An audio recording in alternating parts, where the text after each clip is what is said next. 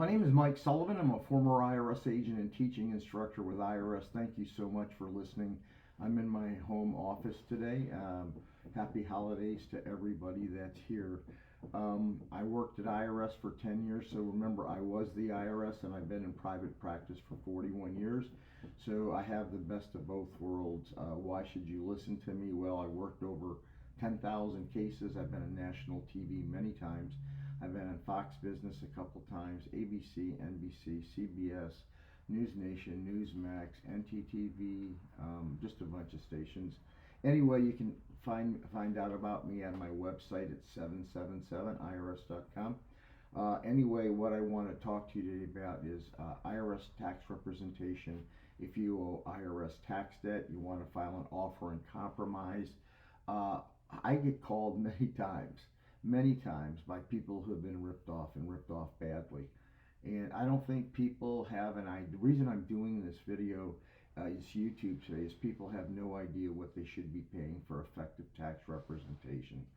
Well, I've worked, like I said, thousands of cases. I hear this all the time.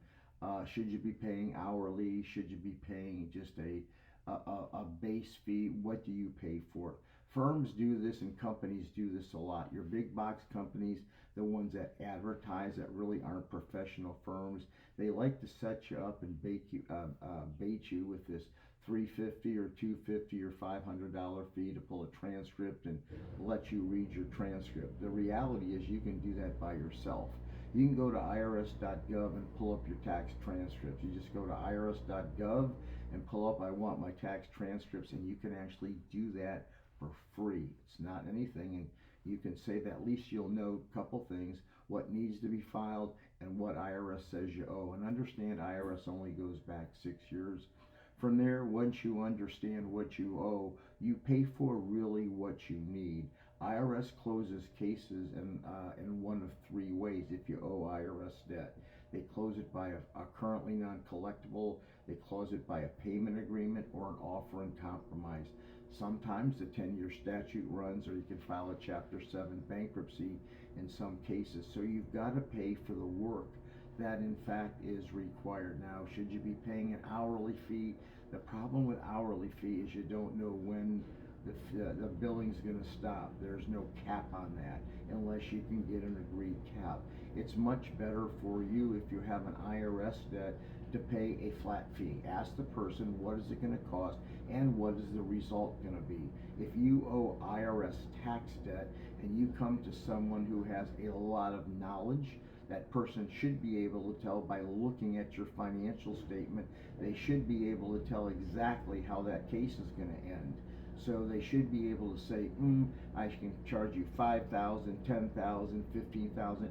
It all depends on the amount of work required. So you can't just say, gee, that's a $3,000.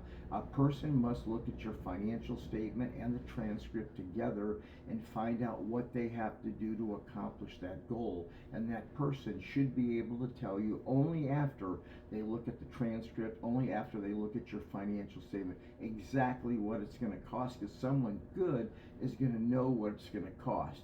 So can you put a cap on that? You know, I'd say anywhere from 5 to 50. Anyone who does it cheaper, they don't really know what they're doing, because someone experienced is worth that, because they're gonna do exactly what they tell you. Now, if you've got an audit case, you can't give a person a price on the phone unless you actually look through their records.